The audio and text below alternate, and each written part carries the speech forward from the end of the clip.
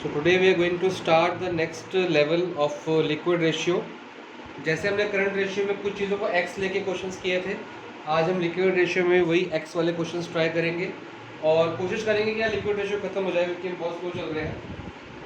फटाफट से खत्म करते हैं इसको आज और नेक्स्ट रेशियो नेक्स्ट बार शुरू करेंगे।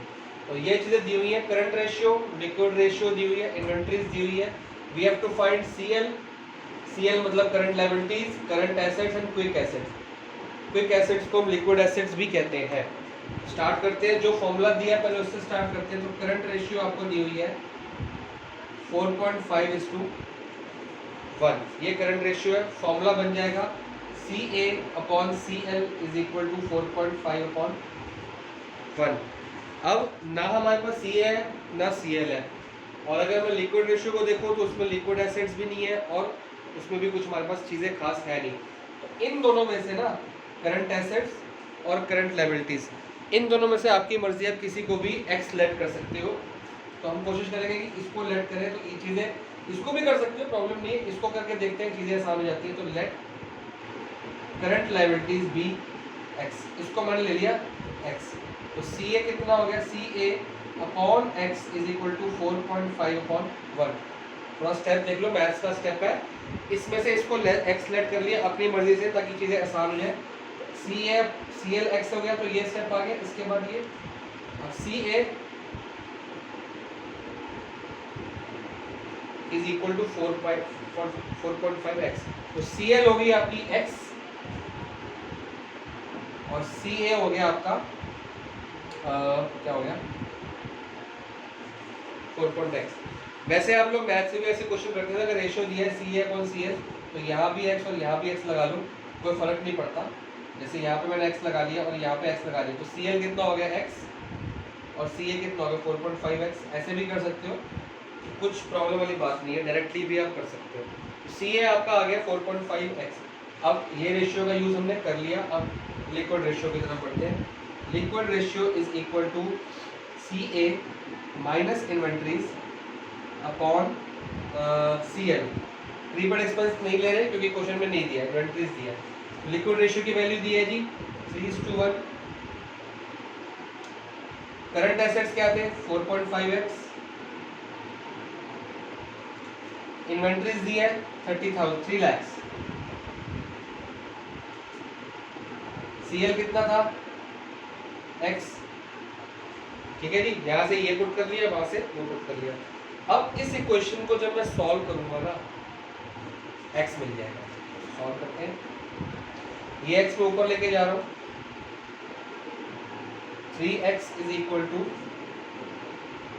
सिंपल मैथ्स है, जिनके पास मैथ्स है उन बच्चों को तो प्रॉब्लम नहीं आएगी, वो तो मेरी बिना इस वीडियो के भी देख के कर लेंगे। ये 3 चीज़ें दी हैं, ये निकाल देंगे।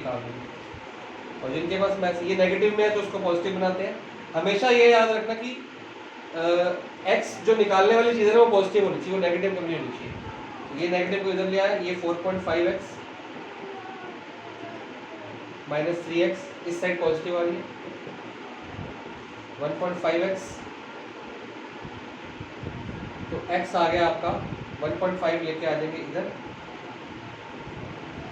1.5। इसको डिवाइड कर लेते हैं, यहाँ से 0 हटाएंगे और यहाँ पे 0 लगाएंगे। तो 15 1 ज़ा 15, 2 ज़ा 30, 1 2 3 4, 1 2 3 4 5, 2 लाख रुपए आपका आ गया x। 2 लाख रुपए आपका आ गया x। तो 2 लाख क्या था, x क्या था आपका करंट लायबिलिटी। तो देयरफॉर करंट लायबिलिटी आ गई 2 लाख रुपए फ्रॉम 1। ठीक है जी, जब x पता लग गया तो फिर ये सेकंड वाला भी निकाल लो, करंट एसेट भी निकाल लो। करंट एसेट क्या था 4.5x, मतलब 4.5 इंटू, देखो 4.5x है ना, x की वैल्यू क्या है 2 लाख, तो 4.5 इंटू 2 लाख, ये आ जाएगा आपका 9 लाख। ये आपका करंट एसेट, करंट लायबिलिटी मिल गई, करंट एसेट मिल गया। क्विक एसेट, क्विक एसेट क्या होता है, करंट एसेट माइनस इन्वेंट्री, ये वाला, इसको क्विक एसेट कहते हैं। तो आ गया 9 लाख इन्वेंट्री थी कितनी है, 3 लाख।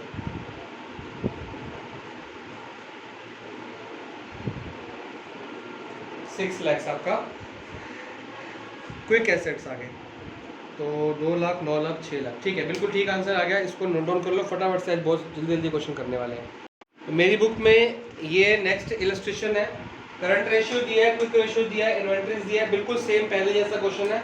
इसमें आपने ये खुद करना है, फाइंड करना है current assets and current liabilities. इसको नोट डाउन कर लो and do yourself. Hint देता हूँ, लेट कर लो current liabilities be X. Current liabilities को एक्स लेके पहले ये फॉर्मूला लगाओ, फिर ये फॉर्मूला लगाओ, ये निकल जाएगा, जैसे अभी भी पहला क्वेश्चन किया है। आज क्वेश्चन जल्दी जल्दी इसलिए करेंगे क्योंकि ये सारा क्वेश्चन करंट रेशियो में कर चुके हैं। करंट रेशियो को सिखाने में पहली रेशियो थी आप लोग की, तो उसमें टाइम ज़रूर लगा था। इसको नोट करते रहो साथ साथ, उसमें टाइम ज़रूर लगा था क्योंकि वो नई चीज़ सीख रहे थे। तो वही चीज़ें अब रिपीट हो रही हैं, तो उसमें कुछ नया नहीं है, सिर्फ आपको चीज़ें अप्लाई करके, पुरानी चीज़ें अप्लाई करके नए फॉर्मूले निकालने हैं। तो नया क्वेश्चन लिखते हैं। ये जो क्वेश्चन मिटाया है कर जरूर लेना और आंसर मेरे को भेज देना। ये आपका नेक्स्ट क्वेश्चन दिया हुआ है, सिर्फ एक चीज़ फ़र्क है, यहाँ पे आपको पहले क्विक रेशियो दी थी, अब क्विक रेशियो निकालनी है, और दिया क्या है, वर्किंग कैपिटल। बिल्कुल सेम मेथड है, सब कुछ वैसे का वैसा ही है। क्या करेंगे हम, लेट करेंगे करंट लायबिलिटीज बी एक्स। इसको लेट कर लो एक्स। शुरू करते हैं, पहला फॉर्मूला ये है, current ratio is equal to, formula क्या बनता है, C A upon C L. Current ratio की वैल्यू है 2.5/1 is equal to C A upon X. C L की जगह क्या पुट कर देंगे, एक्स। तो 2.5x is equal to C A. एक चीज़ ये है आपके पास, एक चीज़ ये सी ए भी आ गया, सी एल भी आ गया, जैसे पहले क्वेश्चन किए बिल्कुल वैसे ही। अब सेकेंड फॉर्मूला आपका वर्किंग कैपिटल का है जी। तो वर्किंग कैपिटल का फॉर्मूला क्या होता है, C A minus C L. इससे आपकी चीज़ें निकलनी शुरू हो जाएंगी। वर्किंग कैपिटल है C A minus C L, working capital दी हुई है। कई बच्चों को ना क्वेश्चन स्टार्ट करने में प्रॉब्लम आती है कि कहाँ से स्टार्ट करें, इससे स्टार्ट करें, इससे। आप इससे भी कर सकते हो, आप इससे भी कर सकते हो, आपके आंसर सेम ही आएंगे। अगर आप इससे स्टार्ट करोगे तो ऐसे कर लो, C A minus X is equal to 6 lakh. तो यहाँ पे आपकी जो वैल्यू सी ए की आ जाएगी 6 लाख प्लस एक्स आ जाएगी। आप उससे भी कर सकते हो, जिनकी मैथ्स अच्छी है उनको वैसे भी सॉल्व हो जाएंगे, तो कोई बहुत बड़ी बात नहीं है। हम ज़्यादातर रेशियो से स्टार्ट करते हैं, रेशियो स्टार्ट करने से क्या होता है, थोड़ा सा ईजी हो जाता है। तो कोशिश करो कि रेशियो स्टार्ट करो, अगर रेशियो ना हो तो वर्किंग कैपिटल तो है ही है। तो वर्किंग कैपिटल की वैल्यू दी हुई है 6 लाख, सी ए की वैल्यू आई थी 2.5x और इसकी वैल्यू आई थी x। देखो पिछले क्वेश्चन में हमने सी आर के फॉर्मूले से x और वो लेट किए थे, और क्विक रेशियो के फॉर्मूले से x की वैल्यू निकाली थी। आई रिपीट, पिछले क्वेश्चन में सी आर के फॉर्मूले से x को लेट किया था, और क्यू आर क्विक रेशियो के फॉर्मूले से x की वैल्यू निकल गई थी। इस क्वेश्चन में भी सेम, सी आर के फॉर्मूले में हमने x को लेट किया है, उससे सी एल निकल गया, सी ए की निकल गया, और दूसरे फॉर्मूले से x की वैल्यू निकलती है। तो आपके रेशियोज में आने वाले जितने भी क्वेश्चन है वो ऐसे ही होंगे। एक फॉर्मूले में आपने x की वैल्यू पुट करनी है तो एक चीज़ें निकल के आएंगी, और दूसरे फॉर्मूले से x की वैल्यू निकलेगी जिससे वो पहले की चीज़ें ठीक हो जाएंगी। तो कभी भी घबराना मत कि दो दो चीज़ें दे रखी हैं। एक फॉर्मूले में x को लेट करेंगे आप, इसको लेट किया, इसको लेट किया, दूसरे फॉर्मूले में पुट किया। एक फॉर्मूला ये है, दूसरा फॉर्मूला ये है, दूसरे फॉर्मूले में पुट करेंगे, x की वैल्यू अपने आप निकलने को आएगी जैसे अब निकलने वाली है। 1.5x, 1.5 इधर ले आते हैं,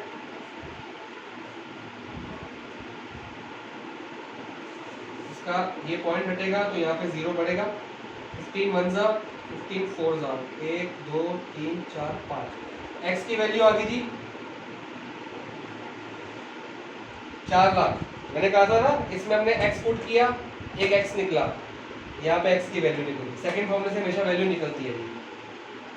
अब क्या निकालना है, सबसे पहले CL। CL क्या आ गया, is equal to x, is equal to x कितना आया, 4 लाख, तो 4 लाख हो गया। CA कितना था, CA था जी 2.5x,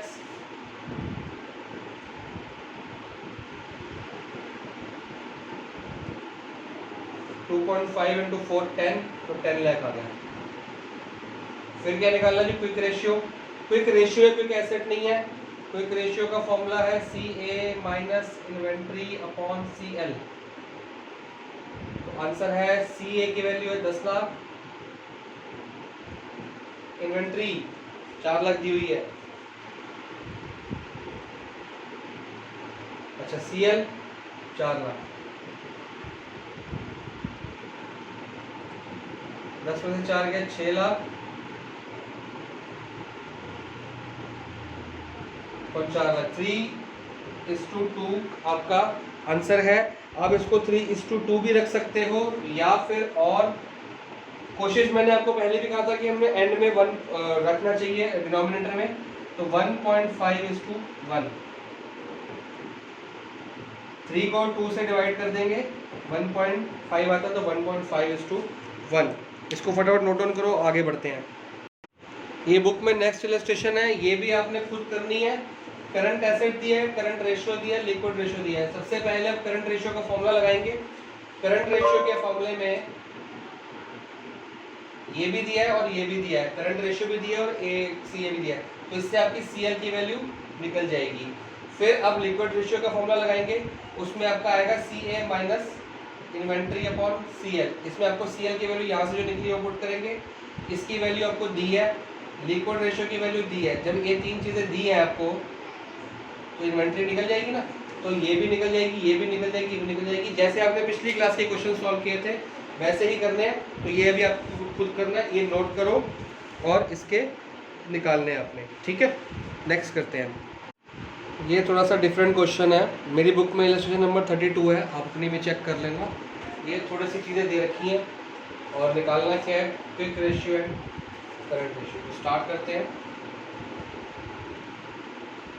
क्विक रेशियो निकालनी है और करंट रेशियो निकालनी है, तो हमको बेसिकली चाहिए क्या, करंट एसेट्स और करंट लायबिलिटीज दोनों के लिए, जो कि हमारे पास नहीं है। तो हम स्टार्ट करते हैं।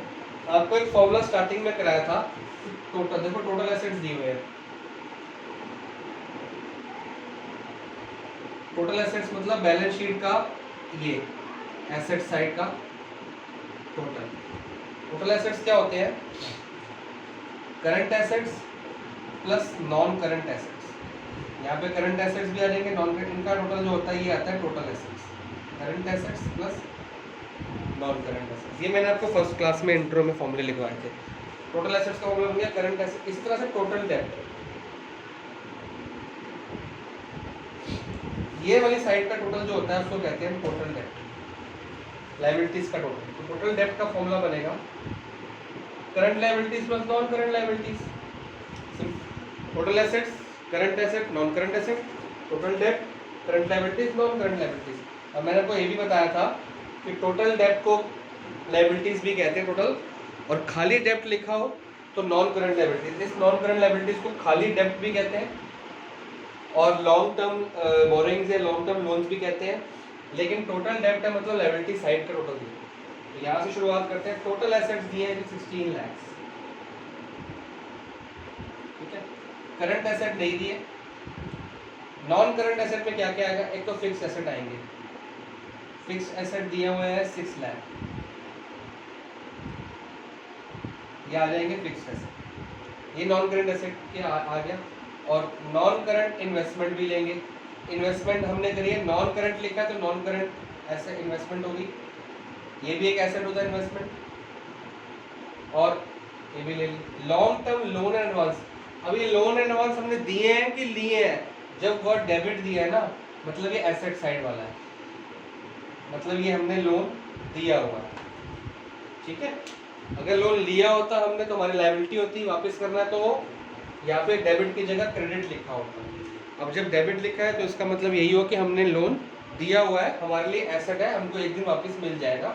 लॉन्ग टर्म है, लॉन्ग टर्म का मतलब non current.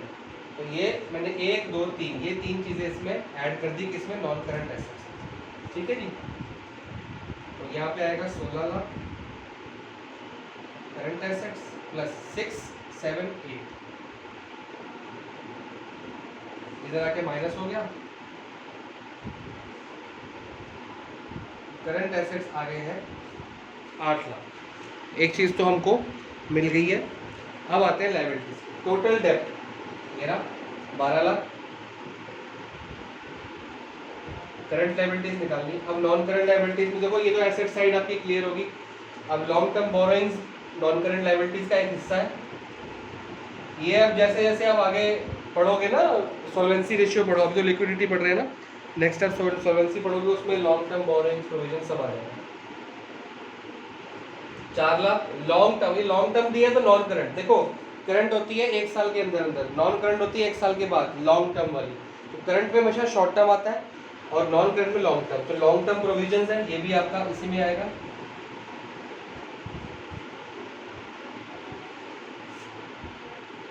Long term provision. अब देखो इन्वेंट्रीज और प्रीपेड एक्सपेंस कहाँ पे आएंगे। इन्वेंट्रीज और prepaid expense already current asset के अंदर हिस्सा होता है, एक करंट एसेट के अंदर इंक्लूडेड होती है, तो इसको हम कहीं भी नहीं ले रहे अभी।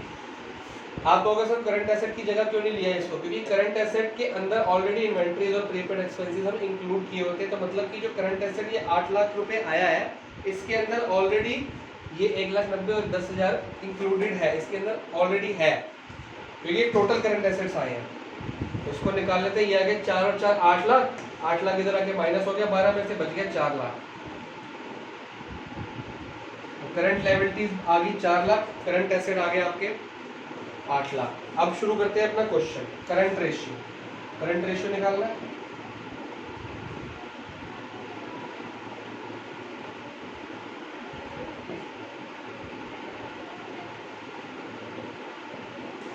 तो करंट रेशियो हमारी निकली है 2:1। हम बुक में एक बार चेक कर लेते हैं, ठीक आ गई है। अब क्विक रेशियो निकालते हैं। करंट एसेट्स माइनस इन्वेंट्रीज, इसमें प्रीपेड एक्सपेंस दिए हैं तो प्रीपेड एक्सपेंस भी माइनस करने पड़ेंगे। जिस क्वेश्चन में नहीं दिए होते हम खाली अभी तक ये वाला फॉर्मूला यूज कर रहे थे, क्योंकि क्वेश्चन में दिया ही नहीं था। अब क्वेश्चन में ये भी दिया तो माइनस करने पड़ेंगे। CA दिया है जी 8 लाख,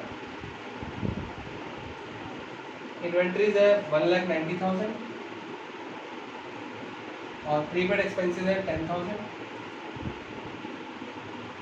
और करंट लायबिलिटीज 4 लाख निकली हुई है। हमने कुछ नया नहीं किया, हमने सिर्फ जो डायरेक्टली करंट एसेट्स और करंट लायबिलिटीज दी होती थी वो इस फॉर्म में दी है। तो इसमें से ढूंढ लिया टोटल एसेट्स में से लॉन्ग टर्म एसेट्स माइनस करने हैं। लॉन्ग टर्म मतलब नॉन करंट 1 2 3, ये लॉन्ग टर्म एसेट्स है। लॉन्ग टर्म लायबिलिटी 1 2 इधर रख दी, माइनस कर दी टोटल डेब्ट में से, तो वो आ गया करंट लायबिलिटी। तो 8 लाख में से 1 लाख में 2 लाख माइनस किया, बच गया 6 लाख। आंसर आ गया 1.5:1। आप डिवाइड करके देख लेना, यही आएगा। तो अगला क्वेश्चन करते हैं। अब फिर से वही रीजंस वाले क्वेश्चन आ गए हैं, तो रीजन वाले क्वेश्चन भी आज ही कर लेंगे। तो पहला आपको क्विक रेशियो दिया हुआ है, purchase of inventory for cash, तो आपको वही बताना है।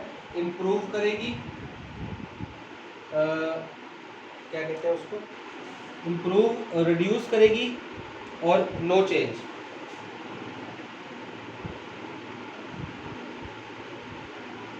इन तीनों में से आपको बताना है। तो पहले वही करेंगे जैसे पहले करते थे। अब purchase of inventory for cash हमको कोई अमाउंट नहीं दिया, हम लेट कर लेंगे अपनी तरफ से 5,000, ठीक है जी। तो पहले क्विक रेशियो का हिसाब देखते हैं। क्विक रेशियो कितनी दी हुई है, quick assets upon current liabilities, ठीक है जी। क्विक एसेट्स क्या होते हैं, करंट एसेट्स माइनस इन्वेंट्री, इसको क्विक एसेट कहते हैं, माइनस वो प्रीपेड एक्सपेंस, ठीक है। ये आपको दिया हुआ है ऑलरेडी 1.7:1, मतलब अब ये रेशियो दिया है 1.7:1, तो मतलब क्या हुआ 17,000 अपॉन 1 लाख। कुछ नहीं किया, ऊपर भी 10,000 मल्टीप्लाई किया तो 17,000 आ जाएगा, सॉरी 1 लाख, 1.7 1 लाख मल्टीप्लाई किया तो ये आएगा और इसमें 1 लाख आएगा। तो इसको डिवाइड करके आप देख लेना, 3 नहीं 1 0 और आएगा 1,70,000। अब ठीक है, दोनों तरफ 1 1 लाख मैंने मल्टीप्लाई कर लिया, तो 1,70,000 अपॉन 1 लाख आएगा। ठीक है जी। अब चीज़ें करते हैं, इसको थोड़ा सा बड़ा बड़ा करके लिखते हैं।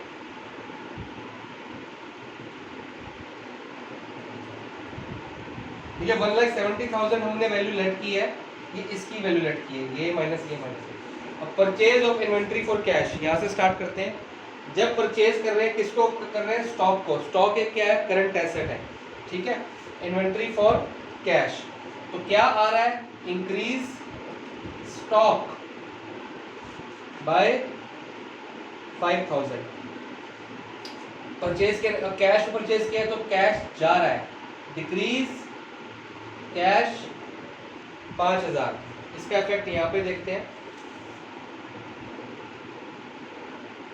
या इसी में हाँ जी।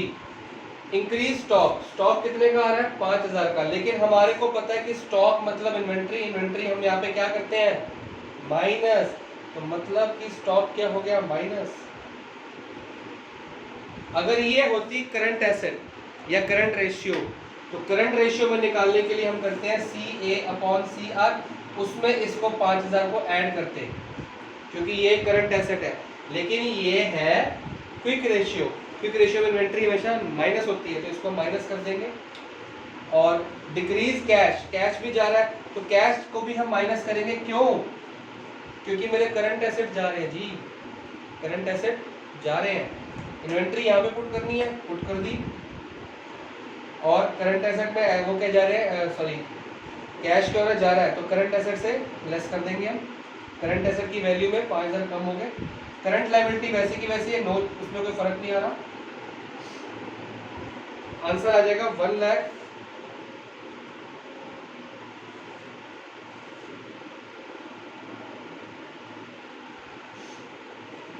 1,60,000 अपॉन 1 लाख,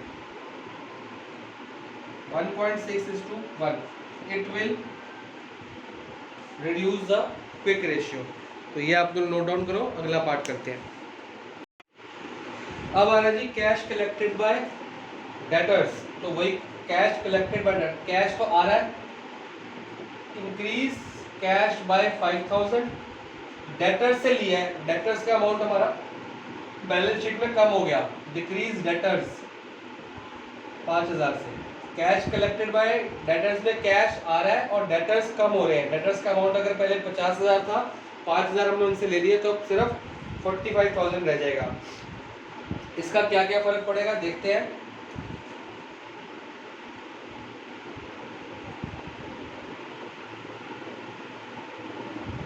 ये रेशियो लेट की है।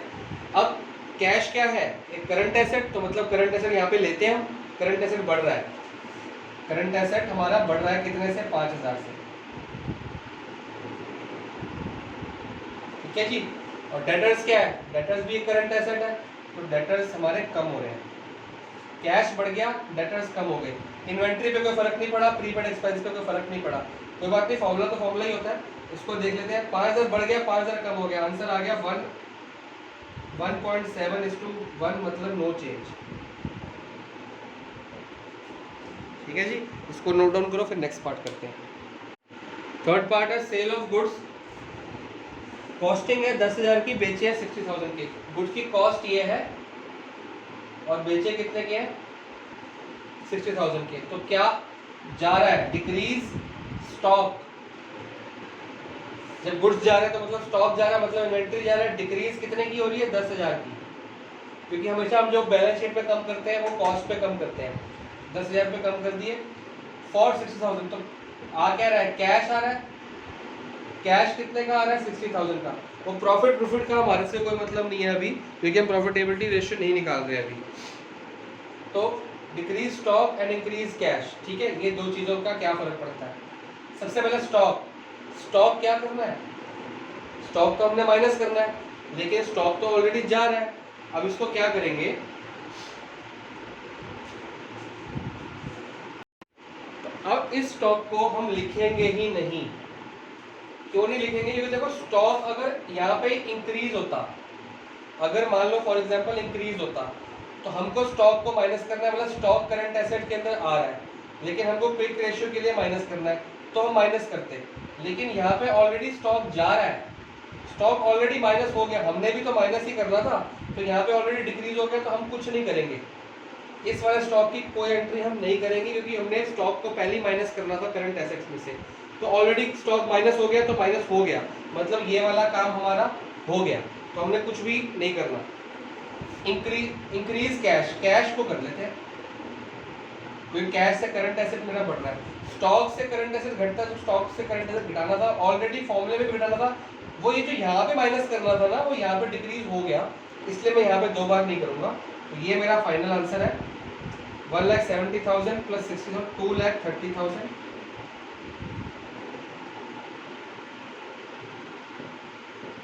तो 1.7 से 2.3 हो गया, तो it will improve quick ratio.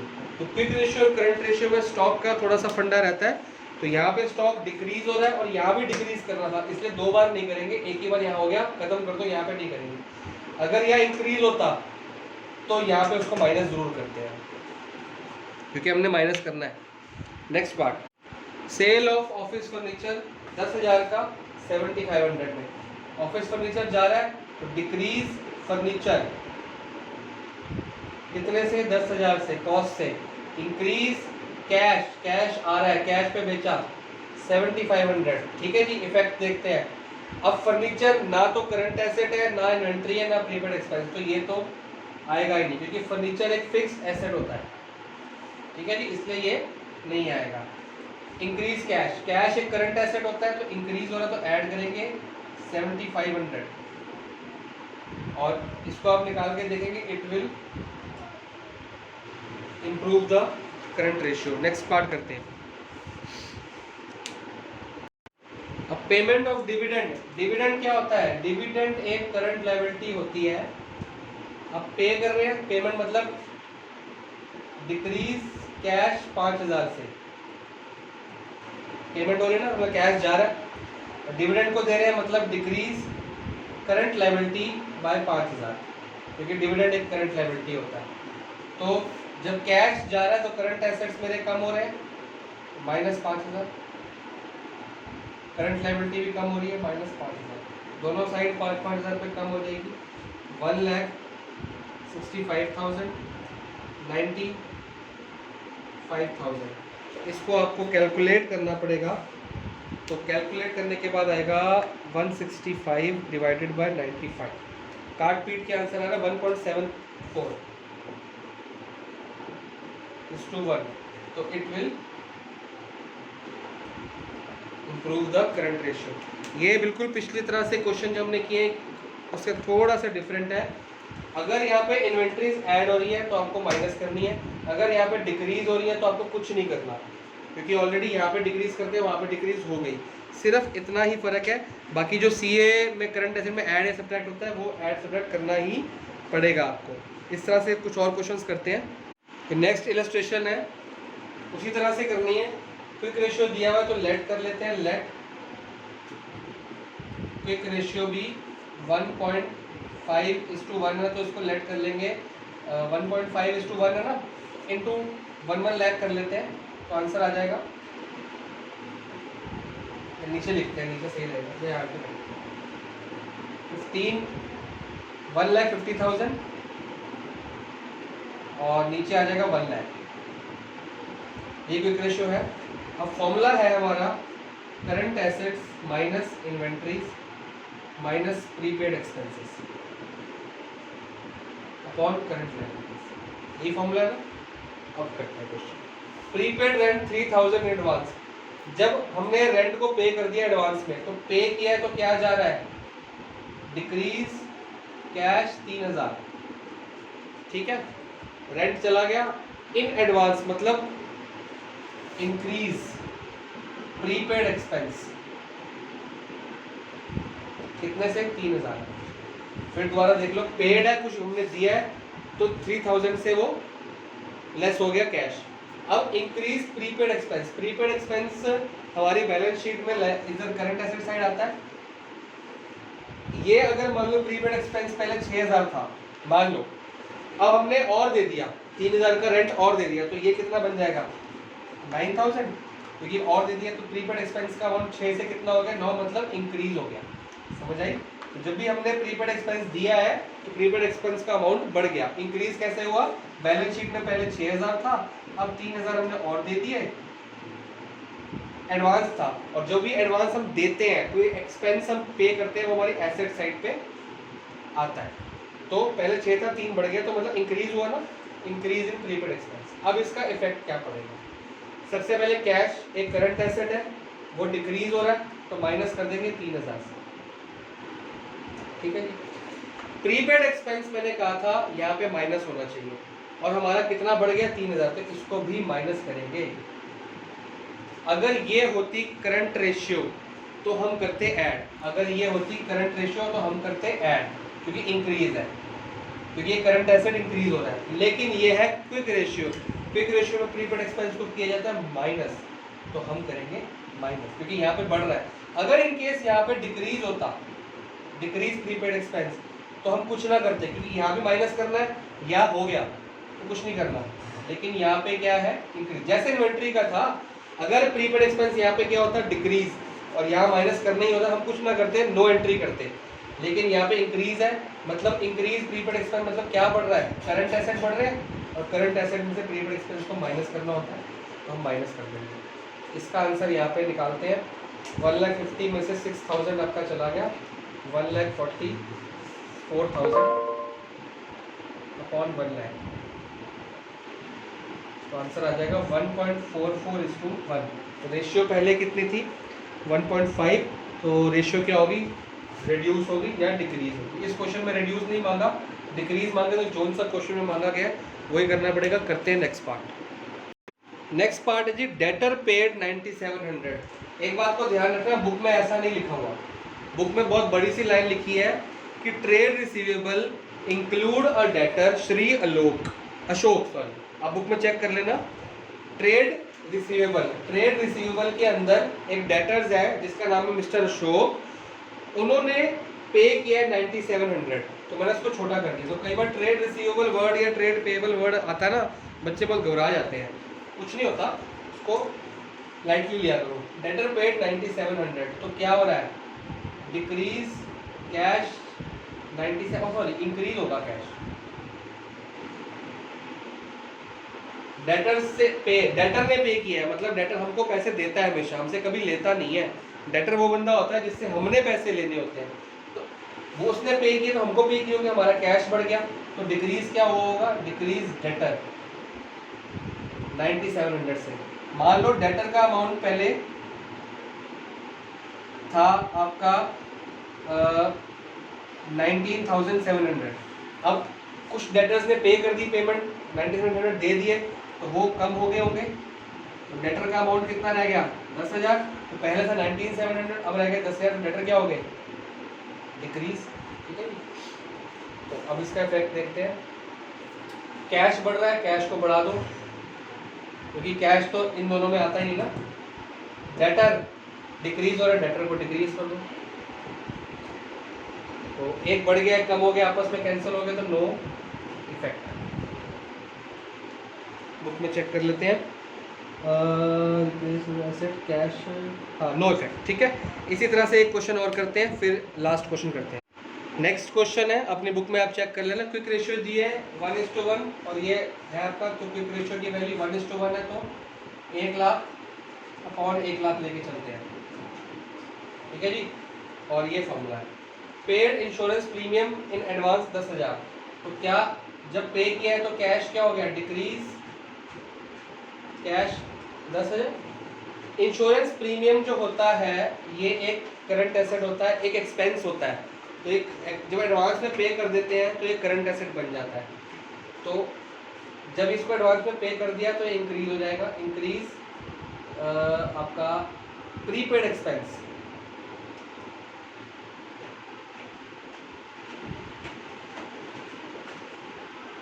अभी आपको समझाया था प्रीपेड एक्सपेंसेस यहाँ पे आते हैं। पहले मान लो प्रीपेड एक्सपेंसेस थे आपके 60,000 के, अब हमने कुछ और पेमेंट कर दी एडवांस में। जब कुछ और पेमेंट एडवांस में करी है तो ये हमारे एसेट्स और बढ़ गए, एडवांस पेमेंट एसेट साइड आती है, तो ये बढ़ गए 10,000 से, बन गया 70,000। तो मतलब increase prepaid expense. Prepaid expense पे कर रहे हैं मतलब एडवांस हमारा बढ़ रहा है, तो एडवांस बढ़ गया, तो वैल्यूज डालते हैं। डिक्रीज इन कैश, तो कैश को पहले हटाएं। इंक्रीज प्रीपेड एक्सपेंस, तो प्रीपेड एक्सपेंस बेसिकली इंक्रीज है, बढ़ना चाहिए, लेकिन प्रीपेड एक्सपेंस क्या होते हैं यहाँ पे, माइनस होते हैं, तो हम माइनस ही करेंगे। ठीक है जी, तो आंसर आ जाएगा 90,000 नहीं 80,000 अपॉन 1 लाख, जो आ गया 0.8:1 मतलब डिक्रीज। रेशियो पहले 1:1 थी, अब वो 0.8 बन गई है, तो it will decrease the current quick ratio. Next part है परचेज गुड्स ऑन क्रेडिट। तो परचेज गुड्स है तो क्या हो गया, इंक्रीज स्टॉक 8,000, क्रेडिट पे खरीदे हैं तो क्रेडिटर मेरे बढ़ गए, इंक्रीज क्रेडिटर, अब मेरे को उसको पैसे देने पड़ेंगे, मैंने गुड्स लिए उससे, तो क्रेडिटर मेरा बढ़ गया। इंक्रीज स्टॉक, स्टॉक हमारा बढ़ गया, यहाँ पे अमाउंट बढ़ना चाहिए, लेकिन इन्वेंट्री को हम क्या करते हैं, माइनस, तो हम करेंगे माइनस। ठीक है जी, इसी तरह से क्रेडिटर मेरे क्या हो रहे हैं, बढ़ रहे हैं, क्रेडिटर मेरे बढ़ रहे हैं। क्रेडिटर मेरा क्या होता है, करंट लायबिलिटी, इधर आप देख लो, तो 92,000 अपॉन 1,08,000, इसका आंसर जो भी आएगा निकाल लेना, मैं बताता हूँ डिक्रीज हो रहा है, क्योंकि डिनोमिनेटर न्यूमरेटर से बड़ा हो गया, तो आंसर करेंगे 0 पॉइंट कुछ आएगा, तो 0 पॉइंट कुछ आएगा तो 1:1 से क्या हो गया, डिक्रीज। ठीक है जी, करते हैं next part. Issued equity shares, जब इक्विटी शेयर्स हम इशू करते हैं तो हमारा इंक्रीज होता है इक्विटी 1 लाख से, ये एक करंट लायबिलिटी नहीं होती, करंट लायबिलिटी नहीं होती। और जब इक्विटी शेयर्स इंक्रीज करते हैं तो हमारा बैंक अकाउंट में पैसा आता है, इंक्रीज बैंक 1 लाख से। ठीक है जी, तो ये करंट लायबिलिटी है ही नहीं, तो ये हम इग्नोर करेंगे, और बैंक अकाउंट में पैसा आ गया 1 लाख से बढ़ गया, तो रेशियो हो गया 2:1, इम्प्रूव। इफेक्ट ये है, इंक्रीज इक्विटी जो कि करंट लायबिलिटी नहीं होती, तो इसका कोई फर्क यहाँ पे नहीं पड़ेगा, सिर्फ इसका फर्क पड़ेगा, बैंक अकाउंट बढ़ गया और रेशियो हमारा क्या हो गया, इम्प्रूव। लास्ट पार्ट करते हैं, फिर वीडियो एंड। ये हमारा लास्ट पार्ट है, ये हमने करंट रेशियो में भी किया हुआ है। 9% डिवेंचर्स दिए हैं 5 लाख के, और किसको दिए, वेंडर ऑफ मशीनरी, मतलब जिससे मशीनरी परचेज की थी। तो आ क्या रहा है, वेंडर ऑफ मशीनरी मतलब मशीनरी आ रही होगी, तो इंक्रीज मशीनरी, जो कि फिक्स्ड एसेट होता है, कितने से, 5 लाख से, फिक्स्ड एसेट है, करंट एसेट नहीं होता। मशीनरी व वेंडर मतलब जिससे मशीनरी खरीदनी थी, उसको हमने कैश ना देके कैश के बदले डिवेंचर दे दिए, तो मशीनरी आ रही है, और आपके डिवेंचर जो है वो क्या हो रहे हैं, जा रहे हैं। तो डिवेंचर्स भी आपके इंक्रीज होंगे, क्योंकि हमारे डिवेंचर जो होती है लायबिलिटी होती है, इंक्रीज इन डिवेंचर हो गया। ठीक है जी, इसका इस पर कोई इफेक्ट नहीं पड़ेगा, क्योंकि ये फिक्स्ड एसेट है, ये करंट लायबिलिटी है ही नहीं, तो इसका इस पर कोई इफेक्ट नहीं पड़ेगा, तो नो इफेक्ट। क्योंकि जब डिवेंचर्स हम लोग देंगे तो डिवेंचर्स एक करंट लायबिलिटी नहीं होते हैं, ये लॉन्ग टाइम लायबिलिटी होती है डिवेंचर्स देने हमको। तो लॉन्ग टाइम लायबिलिटी इंक्रीज हो रही है हमारी, करंट लायबिलिटी पे कोई फर्क नहीं है, इस पे कोई फर्क नहीं, इस पे कोई फर्क नहीं, इस पे कोई फर्क नहीं, नो इफेक्ट। अब आपका होमवर्क क्या है, रिमेनिंग एग्जाम्पल्स